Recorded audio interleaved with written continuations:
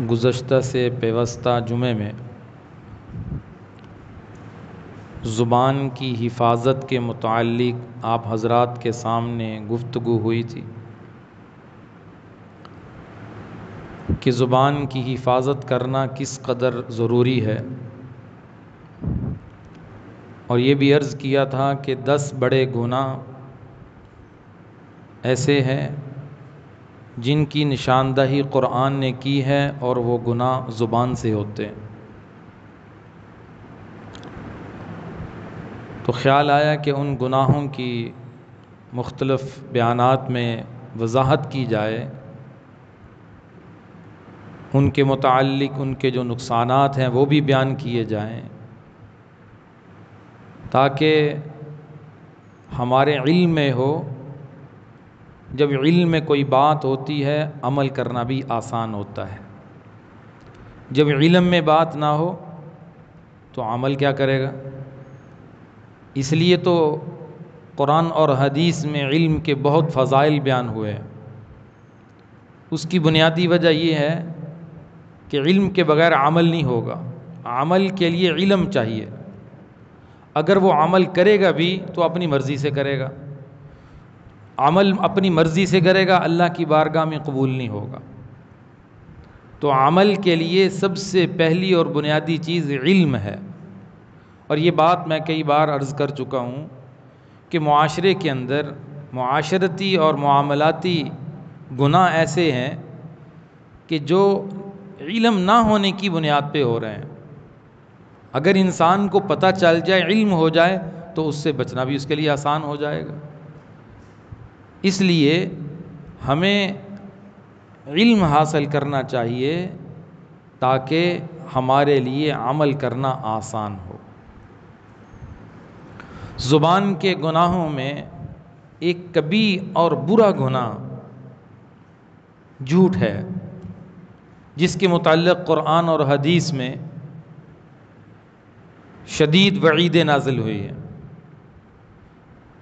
کہ جو مسلمان جھوٹ بولتا ہے یہ گناہ کبیرہ کا ارتکاب کرتا ہے۔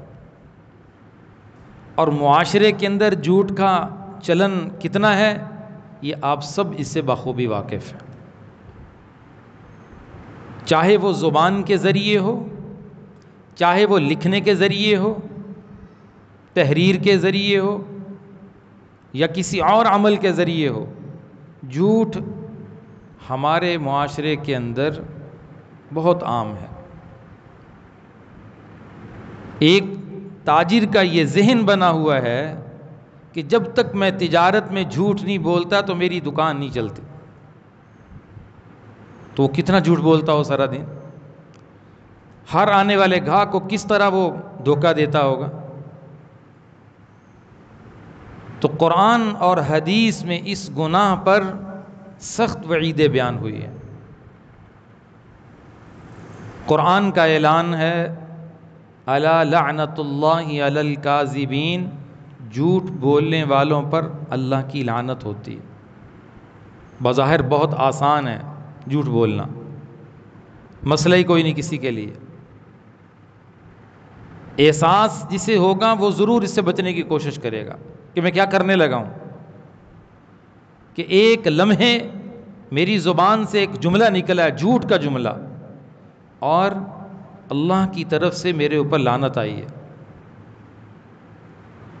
نبی کریم صلی اللہ علیہ وسلم نے، ایک صحابی فرماتے ہیں آپ تشریف فرما تھے،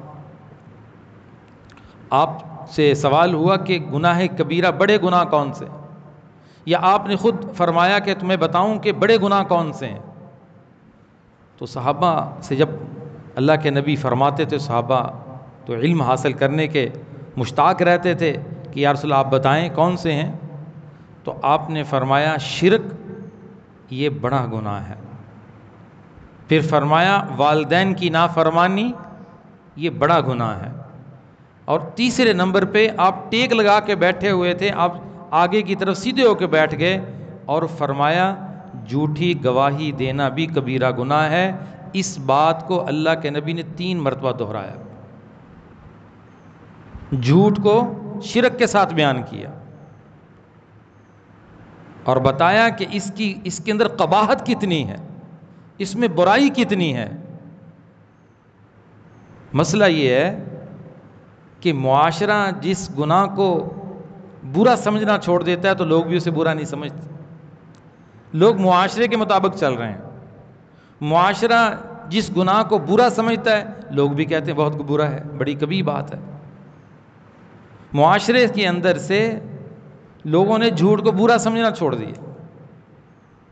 گھروں میں جھوٹ، بچوں کو جھوٹ سکھایا جا رہا ہے، بچوں سے جھوٹ بولا جا رہا ہے، خامد بیوی سے جھوٹ بول رہی ہے، بیوی خامد بیوی سے جھوٹ بول رہا ہے، ایک دکاندار گاہک سے جھوٹ بول رہا ہے۔ یعنی جس چیز کی قباحت دل سے نکل جائے تو وہ چیز عام ہو جاتی ہے۔ معاشرے نے گناہ سمجھنا چھوڑ دیا تو معاشرہ بات بات پہ جھوٹ بول رہا ہے۔ نبی کریم صلی اللہ علیہ وسلم نے فرمایا منافق کی 3 نشانیاں ہیں، منافق کی 3 نشانیاں۔ سب سے پہلی نشانی کیا ہے؟ جب وہ بات کرتا ہے تو جھوٹ بولتا ہے، جب وعدہ کرتا ہے تو وعدہ خلافی کرتا ہے، جب امانت رکھوائی جائے اس میں خیانت کرتا ہے۔ یہ منافق کی 3 علامتیں۔ کتنی سخت بات فرمائی، اس آدمی کو منافق کہا گیا کہ اور ایک حدیث میں ہے چاہے وہ روزہ رکھتا ہو چاہے وہ نماز پڑھتا ہو، یعنی ایسا شخص حقیقی مسلمان کہلانے کا مستحق نہیں ہے، یہ منافق ہے۔ جب بھی بات کرتا ہے تو جھوٹ بولتا ہے، وعدہ کر لیتا تو وعدہ خلافی کرتا ہے، امانت رکھوائی جائے تو اس میں خیانت کرتا ہے۔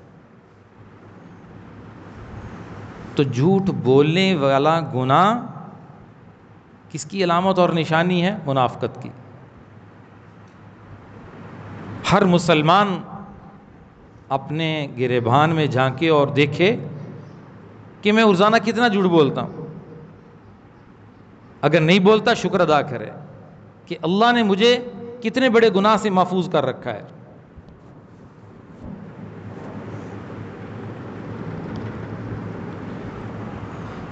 لکھا ہے کہ جھوٹ اتنی کبیح چیز تھی، زمانہ جاہلیت میں کتنے بڑے بڑے گناہ ہوتے تھے، لیکن زمانہ جاہلیت کے اندر بھی لوگ جھوٹ کو برا سمجھتے تھے، جلدی جھوٹ نہیں بولتے تھے۔ نبی کریم صلی اللہ علیہ وسلم نے فرمایا مومن زنا کر سکتا ہے، چوری کر سکتا ہے، جھوٹ نہیں بول سکتا، جھوٹ نہیں بول سکتا۔ زمانہ جاہلیت کے لوگ بھی جھوٹ جلدی نہیں بولتے تھے، حالانکہ کتنے بڑے بڑے گناہ کرتے تھے۔ کسی قوم کے اندر، کسی زمانے میں، کسی علاقے میں جھوٹ کو انہوں نے اچھا نہیں سمجھا۔ ہر قوم کے اندر یہ قبیح چیز ہے، ہر قوم اسے برا سمجھتی۔ آپ صلی اللہ علیہ وسلم جب مدینہ منورہ تشریف لے گئے، آپ نے بادشاہوں کی طرف خطوط لکھے، اور ہرقل ایک بادشاہ تھا، اس کو بھی طرف خط لکھا کہ تم اسلام قبول کر لو، روم کا بادشاہ تھا۔ جب اس کے پاس خط پہنچا ہے تو اس نے اپنے درباریوں سے کہا کہ دیکھو جن کی طرف سے خط آیا محمد صلی اللہ علیہ وسلم، ان کو جاننے والے کوئی لوگ ادھر ہیں؟ کیونکہ لوگ تجارت سے مکہ مدینہ سے آتے جاتے تھے، تو انہیں معلومات لی تو ابو سفیان رضی اللہ تعالیٰ اس وقت مسلمان نہیں ہوئے تھے، یہ وہاں گئے ہوئے تھے۔ تو درباریوں نے بتایا کہ ان کو جاننے والے کچھ لوگ ہیں، تو انہوں نے کہا انہیں میرے پاس لاؤ۔ تو جب وہ ہرقل کے دربار میں پہنچے ہیں، اس نے مختلف سوال کیے آپ صلی اللہ علیہ وسلم کے متعلق حضرت ابو سفیان سے۔ اس وقت مسلمان نہیں ہوئے تھے، خود حضرت ابو سفیان فرماتے ہیں، بخاری کی روایت ہے، کہنے میں نے بڑی کوشش کی کہ نبی کریم صلی اللہ علیہ وسلم کے متعلق کوئی متنازع گفتگو کر دوں، کوئی خلاف واقعہ بات کہہ دوں، لیکن مجھ سے خلاف واقعہ بات نہیں کہی گئی، مجھ سے جھوٹ نہیں بولا گیا۔ جو وہ بادشاہ سوال کرتا تھا آپ صلی اللہ علیہ وسلم کے متعلق، میں اسے سچ ہی کہتا تھا۔ اس نے سوال کیا کہ وہ جس نے نبی ہونے کا دعویٰ کیا ہے وہ اونچے خاندان سے ہے یا ہلکے خاندان سے ہے؟ تو میں نے کہا بہت عالی خاندان سے ہے۔ تو اس نے میری تصدیق کی کہ نبی عالی خاندان سے آیا کرتے ہیں۔ تو پھر اس نے سوال کیا کہ اس پر جو ایمان لانے والے لوگ ہیں وہ کمزور ہیں یا بڑے بڑے رئیس ہیں؟ تو میں نے کہا نہیں، وہ کمزور لوگ ہیں۔ تو اس نے میری تصدیق کی، ہاں نبیوں پر سب سے ایمان لانے والے پہلے کمزور لوگ ہی ہوتے ہیں۔ تو اس طرح اس نے مختلف سوال کیے، میں نے جواب دیے، میری کوشش کے باوجود مجھ سے جھوٹ نہیں بولا گیا۔ جاہلیت کی بات، اسلام لانے سے پہلے کی بات، کہ وہ زمانے کے لوگ بھی جھوٹ بولنے کو کبھی سمجھتے تھے، برا سمجھتے تھے کہ بہت کبھی چیز ہے اور کبھی حرکت ہے کہ جھوٹ بولا جائے۔ معاشرہ دیکھ لیں کہاں پہ پہنچا ہوا ہے۔ آپ صلی اللہ علیہ وسلم نے فرمایا جو کسی کو ہنسانے کے لیے جھوٹی بات کہتا ہے، افسانے بناتا ہے، دردناک عذاب اللہ تعالیٰ اسے قیامت کے دن دیں گے۔ جو لوگوں کو ہنسانے کے لیے جھوٹ بولتا ہے، کس قدر معاشرہ جھوٹ کے گناہ میں مبتلا ہے۔ لوگ ہنسی مذاق کے لیے جھوٹ بولتے ہیں، اور کئی لوگ کہتے ہیں جی ہم نے تو اسی کے فائدے کے لیے جھوٹ بولا ہے۔ یہ کہاں لکھا ہے کہ کسی کے فائدے کے لیے جھوٹ بولنا جائز؟ آپ صلی اللہ علیہ وسلم کے سامنے ایک صحابیہ خاتون عورت اپنے بچے کو بلا رہی ہے اور کہہ رہی ہے آؤ میں تجھے کچھ چیز دوں، بلانے کے لیے۔ آپ نے فرمایا تو اسے بلا رہی ہے، تیرا کسی چیز دینے کا ارادہ ہے؟ اس نے کہا جی میرا کھجور دینے کا ارادہ ہے۔ تو آپ نے فرمایا اگر تیرا کسی چیز دینے کا ارادہ نہ ہوتا تو تیرے نامہ اعمال میں کبیرہ گناہوں میں سے ایک گناہ کا اضافہ ہو جاتا، کہ یہ تو صرف بلانے کے لیے کہہ رہی آؤ میں تجھے کچھ چیز دوں، چیز تو نہیں دینی۔ اب ذرا غور کیجئے کہ سارا دن مائیں اپنے بچوں کے ساتھ کتنا جھوٹ بولتی، گھروں میں کتنا جھوٹ بولا جا رہا ہے۔ معلوم ہوا کہ مذاق سے جھوٹ بولنا بھی جھوٹ بولنا جائز نہیں ہے، بچوں سے جھوٹ بولنا بھی جائز نہیں ہے، ہنسی مذاق کے طور پر بھی جھوٹ درست نہیں ہے۔ معاشرہ کہاں پہ ہے؟ اور اتنی قسمیں، اتنی صورتیں جھوٹ کی معاشرے میں رائج ہو چکی ہیں، بندے کو پتہ ہی نہیں۔ جھوٹا میڈیکل کٹواتے ہیں جا کے، جھوٹا سرٹیفکیٹ بناتے ہیں، لوگ جھوٹ سمجھتے نہیں، کہتے اس میں بھی جھوٹ ہوتا ہے۔ لڑائی ہو جائے آپس میں تو رشوت دے کے کیسا جھوٹا سرٹیفکیٹ بناتے ہیں ڈاکٹر سے۔ شیخ الاسلام صاحب فرماتے ہیں ایک مرتبہ میرے پاس ایک شخص آیا، بیرون ملک سے آیا ہوا تھا، ملنے کے لیے آیا، تو میرے سامنے اس نے اس بات کا تذکرہ کیا کہ میری چھٹی تو کم تھی، میں نے زیادہ کر لی ہے اور میں نے وہاں اپنی بیماری کا سرٹیفکیٹ بھیج دیا ہے۔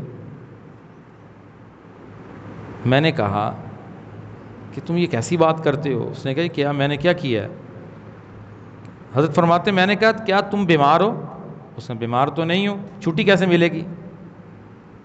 اگر میں یہ نہ کہوں، یہ نہ لکھوں ان کو کہ میں بیمار ہوں تو چھٹی نہیں ملے گی۔ اچھا خاصا نمازی ہے، ذکر اذکار کرنے والا ہے، تسبیح ہاتھ میں پکڑی ہوئی ہے۔ تو میں نے بتایا تم نے جھوٹ لکھا ہے، کبیرہ گناہ کیا ہے۔ کہتے یہ بھی گناہ ہوتا ہے؟ میں نے کہا یہ بھی تو گناہ ہوتا ہے، جیسے بولنے سے جھوٹ ہوتا ہے تو لکھنے سے بھی جھوٹ ہی ہوتا ہے۔ لوگ سمجھتے ہیں کہ لکھنے میں جھوٹ نہیں ہوتا۔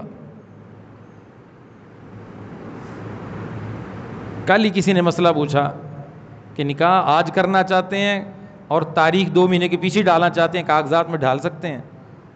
میں نے کہا گناہ ہوگا، آپ جھوٹ لکھیں کہ نکاح آج ہو رہا ہے اور تاریخ آپ سابقہ ڈال رہے ہیں، تو یہ تو جھوٹ کا گناہ ہوگا۔ لوگوں کو نہیں پتا، تو کہتے میں نے کہا تم نے جھوٹ لکھ کر بھیجا ہے، تم نے گناہ کیا ہے۔ وہ کہتا آج تک مجھے مسئلے کا پتہ ہی نہیں، مجھے پتہ نہیں یہ جھوٹ ہے۔ علم نہیں ہے. میں نے شروع میں کہا جب علم ہوتا ہے، علم حاصل ہوتا ہے علماء کی صحبت سے. علماء کے پاس تو بیٹھتے نہیں، علماء کی صحبت تو اختیار کرتے نہیں ہیں، دور بھاگتے ہیں. رات کو محفلیں لگی ہوتی ہیں دوستوں کی، بیٹھ کے کھلی ہوتی ہیں، کوئی کہاں بیٹھا ہے، کوئی چوکوں میں بیٹھا ہے، کوئی چوراہوں میں بیٹھا ہے. بہت ٹائم ہے لوگوں کے پاس، موبائل کو دینے کے لیے بڑا ٹائم ہے، علماء کے پاس بیٹھنے کو ٹائم نہیں ہے. تو کیسے علم کیسے آئے گا؟ علم کیسے آئے گا؟ علم علماء کے پاس سے آئے گا. تجارت بازار سے سیکھتا ہے، کام دنیا کے بازار سے سیکھتا ہے. تو علم بازار سے نہیں پتہ چلے گا، موبائل سے نہیں پتہ چلے گا، علم علماء سے پتہ چلے گا. یہ ایک جھوٹ کی ایک قسم ہے یا ایک مروجہ صورت ہے کہ جھوٹے سرٹیفکیٹ بنائے جاتے ہیں. اسی طرح جھوٹ کی دوسری قسم ہے کریکٹر سرٹیفکیٹ بناتے ہیں.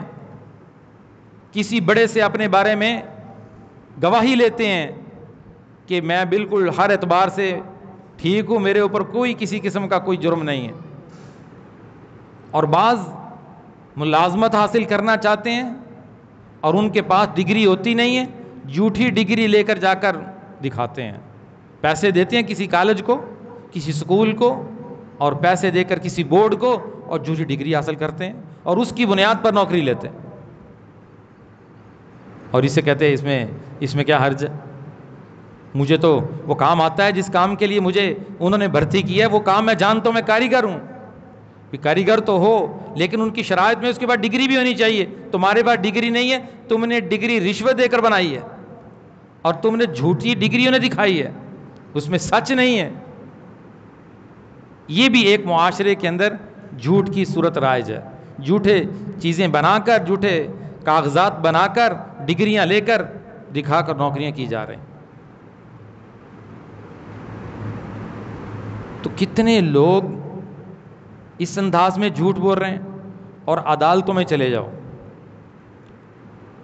سیاست میں چلے جاؤ، برادریوں میں چلے جاؤ، جھوٹی گواہی عام ہے. قرآن اٹھائیں، کتنی سخت وعیدیں جھوٹی گواہی کے بارے میں، اور گواہی کے متعلق مستقل اللہ تعالیٰ نے قرآن کی آیتیں نازل فرمائے کہ ایمان والو جھوٹی گواہی نہ دینا، بالکل انصاف کے ساتھ گواہی دینا. ولا تکتموا الشہادہ، گواہی کو نہ چھپانا، سچی گواہی دینا. عدالتیں بھری پڑی ہیں، پیسے لے کر گواہیاں دی جا رہی ہیں. یہ میرا عزیز ہے، میرا رشتہ دار ہے، میری برادری ہے، میرا ووٹر ہے. جھوٹی گواہی چل رہی ہے. جب تم کسی کو جانتے نہیں ہو، تمہیں پتہ نہیں ہے، تم کس طرح کسی کے بارے میں کہہ سکتے ہو یہ صاف ہے اس نے جرم نہیں کیا؟ کسی کے کردار کے بارے میں کیسے تم گواہی دے سکتے ہو جب تمہیں اس کا ادراک ہی نہیں ہے؟ حضرت عمر رضی اللہ تعالیٰ عنہ کے پاس ایک شخص کا تذکرہ ہوا تو دوسرے شخص بیٹھنے والے نے اس کے کردار کی گواہی دی.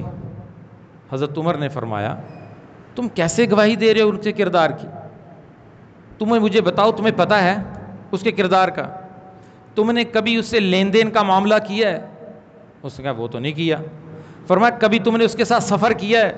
اس نے کہا سفر بھی نہیں کیا. تم پھر کیسے پہچانتے ہو کہ بندہ ٹھیک ہے، اس کا کردار ٹھیک ہے؟ تمہارا سفر کوئی نہیں، تمہارا اس کے ساتھ لین دین کوئی نہیں. یہ دو چیزیں بڑی اہم ہیں. سفر سے انسان پہچانا جاتا ہے، اس کی حقیقت کھل کے سامنے آ جاتی ہے، یا اس کے ساتھ لین دین کا معاملہ کریں پھر اس کی حقیقت کھل جاتی. تم نے معاملہ کوئی نہیں کیا، تم کیسے اس کے بارے میں گواہی دے رہے ہو؟ کیسے تم اس کے بارے میں حقیقت اس کی بیان کر رہے ہو؟ تمہیں پتہ ہی کچھ نہیں. کسی کا کردار بیان کرنے کے لیے، کسی کی گواہی کے لیے آپ کو اس کا علم ہونا چاہیے. یا اتنی بات کہہ دیں جتنی آپ کے علم میں ہے، ہاں میں مسجد میں نماز پڑھتا اسے دیکھتا ہوں، بس اچھا بندہ ہے، ملتا تو خوش ہو کے ملتا ہے، اتنا ہی مجھے پتہ ہے، آگے مجھے نہیں پتہ. جتنی بات کا پتہ ہے اتنا بتائیں. نہیں، وہ چونکہ برادری سامنے ہوتی ہے، ووٹ لینے وہ سامنے ہوتے ہیں، وہ ووٹر ہے میرا، میری برادری ہے، میرا عزیز ہے، ساری چیزیں سامنے ہوتی ہیں. قرآن کریم میں سخت مذمت کی ہے کہ چاہے والدین کیوں نہیں، والاقربین قریبی رشتہ دار کیوں نہیں، تب بھی تم نے انصاف کو نہیں چھوڑنا، صحیح گواہی دینی ہے، صحیح بات کرنی ہے. بغیر تحقیق کے تم نے بات نہیں کرنی. سوشل میڈیا کے ذریعے کتنا جھوٹ پھیلایا جا رہا ہے، جو پوسٹ آتی ہے شیئر، جو پوسٹ آتی ہے شیئر. تمہیں پتہ نہیں وَلَا يَحْمِلَنَّ أَثْقَالًا وَأَثْقَالًا مَا أَثْقَالِهِ، کتنے بوجھ کتنے گناہ یہ اٹھائے گا اپنے اوپر کہ اسے پتہ ہی نہیں ہوگا میں نے کتنے گناہ کیے ہیں. اور پتہ چلے گا کہ فلاں تو نے یہ کام کیا تھا، اور وہ جھوٹ جہاں تک گیا کیونکہ پھیلانے کا ذریعہ تم بنے تھے. جس نے اس جھوٹ پہ یقین کیا اس کا وبال تم پہ پڑا ہے. ہر آنے والی بات کو آگے پہنچا دینا کہ عقل مندی، ہر آنے والی بات پتہ نہیں سچی ہے جھوٹی ہے. کتنی جھوٹی احادیث سوشل میڈیا کے ذریعے پھیلائی جا رہی ہیں، جھوٹی احادیث، جھوٹے واقعات، اللہ کے نبی کی طرف جھوٹ کی نسبت. اللہ کے نبی نے فرمایا جس نے میری طرف جھوٹ کی نسبت کی وہ اپنا ٹھکانہ جہنم میں بنا لے. اس نے اپنا ٹھکانہ جہنم میں بنا لیا جس نے میری طرف ایسی بات کی نسبت کی جو میں نے نہیں کہی. جب رمضان آتا ہے نا اس سے پہلے ایک بات چلتی ہے، اللہ کے نبی کی حدیث حقیقت ہی کچھ نہیں، بالکل سری جھوٹ ہے، سری جھوٹی حدیث بیان ہوتی ہے کہ جس نے رمضان آنے کی سب سے پہلے اطلاع دی اس کو فلاں فلاں فضیلت ملے گی. حدیث ہی نہیں ہے. کسی نے دوسرے کو رمضان آنے کی اطلاع دے دی اس کو جنت مل جائے گی، حدیث ہی نہیں. پھیلائی جا رہی ہے، عام ہو رہی ہے. جس طرح بول سے جھوٹ ہوتا ہے، ہاتھ سے بھی جھوٹ ہوتا ہے، زبان سے جھوٹ، لکھنے سے جھوٹ، یہ ساری جھوٹ کی قسمیں ہیں. اور اسی طرح کسی کی سفارش کرنا. آپ کے پاس ایک بندہ آتا کہتا ہے میری سفارش کر دیں فلاں کام میں، آپ دیکھیں یہ بندہ حق پر ہے، واقعی سفارش کا مستحق ہے، واقعی جو آپ بات کہنا چاہتے ہیں اس کے اندر وہ چیز موجود ہے. اگر آپ واقعی مطمئن ہیں جو سفارش کرنا چاہتے ہیں تو آپ سفارش کر سکتے ہیں. اگر آپ نے صرف اپنی رشتہ داری، اپنی عزیز و اقارب، اپنی محلے داری کو سامنے رکھتے ہوئے اس کی سفارش کی ہے، پتہ تمہیں کچھ نہیں ہے، تم نے بھی جھوٹی بات کہی ہے، تم نے جھوٹی سفارش کی ہے. اور ایک تاجر دکان پہ بیٹھ کے جیسے میں نے کہا وہ کہتا تھوڑی سی بات آگے پیچھے کرنا پڑتی ہے تب جا کے چیز فروخت ہوتی. یہ بات پہلے کئی بار عرض کی ہے کہ جب انسان کو اللہ رزق دیتا ہے اور اس میں سچ بولتا ہے اللہ اس کے رزق میں بڑی برکتیں نصیب فرماتا ہے. جب اس رزق میں وہ جھوٹ بولنا شروع کر دیتا ہے اللہ اس کے رزق سے برکت ختم کر دیتا ہے، پہلا وبال اس کے اوپر آتا ہے. یہ جھوٹ کی نحوست ہوتی ہے کہ اس کے رزق سے اللہ مال سے برکت کو ختم کر دیتا ہے، جو مال اس نے جھوٹ کے ذریعے حاصل کیا. عدالتیں بڑی بڑی ہیں، وکالت کا شعبہ دیکھ لے، ڈاکٹری کا شعبہ دیکھ لے. لوگوں نے ایک چیز کو بس مطمع نظر بنایا ہوا ہے کہ پیسے آنے چاہیے اور ہمیں کچھ کرنا نہیں چاہیے، گھر میں بیٹھ کے ہمارے کام ہو رہے ہیں، گھر میں بیٹھ کے ہمارے کام ہو رہے ہیں، خوش ہو رہے ہیں کہ میں نے اتنے پیسے دی میرا کام ہو گیا. بھئی تم نے اتنے بڑے گناہ کا بھی تو ارتکاب کیا ہے، تم نے رشوت دی ہے، اور رشوت لینے اور دینے والا الراشی والمرتشی کلاہما فی النار، دونوں جہنمی ہیں. کہتا میرا گھر میں بیٹھے کام ہو گیا، مجھے جانا ہی نہیں پڑا، میں نے پیسے دیے کام ہو گیا، بڑا خوش ہے. کتنے بڑے گناہ کا ارتکاب کیا ہے. ہمارے بڑے جھوٹ سے کتنا بچتے تھے، اپنے آپ کو کتنا بچاتے تھے، اور ایسی بات کہتے تھے اگر مجبوری پڑتی ایسی بات کہتے جس میں جھوٹ نہیں ہوتا تھا اور سامنے سمجھنے والا بات بھی سمجھ جاتا تھا. آپ صلی اللہ علیہ وسلم ہجرت فرما رہے ابو بکر رضی اللہ تعالیٰ عنہ کے ساتھ، دشمن پیچھے لگے ہوئے ہیں آپ صلی اللہ علیہ وسلم کو پکڑنے کے لیے. ایک آدمی جو حضرت ابو بکر کو جانتا تھا راستے میں ملتا ہے تو پوچھتا ہے حضرت ابو بکر سے رضی اللہ تعالیٰ عنہ یہ آپ کے ساتھ کون ہے. اب ابو بکر رضی اللہ تعالیٰ تو نہیں بتانا چاہتے، اس لیے تو آپ صلی اللہ علیہ وسلم کو تو پکڑنے کے لیے وہ پیچھا کر رہے تھے. اللہ تعالیٰ نے حضرت ابو بکر کے ذہن میں یہ بات ڈالی. حضرت ابو بکر کہنے لگے رضی اللہ تعالیٰ عنہ یہ میرے رہبر ہیں، یہ میرے رہبر ہیں. حضرت ابو بکر کے کہنے کا مطلب یعنی میری آخرت کی طرف رہنمائی کرنے والے ہیں، میری ہدایت کی طرف رہنمائی کرنے والے ہیں. یہ بات ذہن میں رکھ کر فرمائی یہ میرے رہبر ہیں.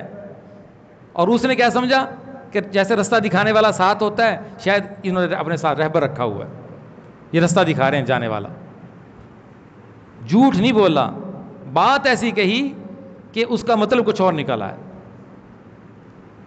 تو اس لیے ایسے الفاظ استعمال ہوں اگر کہیں ظلم سے بچنا ہے. خاص مجبوری ہیں, بندے کو پتہ ہے کہ اگر یہاں پہ بات الٹ نہیں کی جائے گی مجھے شدید ظلم کا نشانہ بنایا جائے گا اور وہ ظلم میں برداشت نہیں کر پاؤں گا, وہاں جا کر شریعت کچھ اجازت دیتی ہے. صریح جھوٹ بولنے سے اپنے آپ کو بچانا یہ قرآن اور حدیث کا تاکیدی حکم ہے. کتنی چیزیں بازار میں جھوٹ بول کے بیچ رہے ہیں لوگ, کتنی چیزوں کو بدل کے بیچ رہے ہیں. کمپنی کس کی ہے, کمپنی کوئی بتائی جا رہی ہے, کسی اور کمپنی کی بنی ہوئی چیز ہے, سٹیکر کوئی اور لگ رہے ہیں. لوگوں کو دھوکہ دیا جا رہا ہے, حقیقت بات نہیں بتلائی جا رہی. دکاندار کو سب پتہ ہوتا ہے, تو کیا کرے گا یہ اس روزی سے؟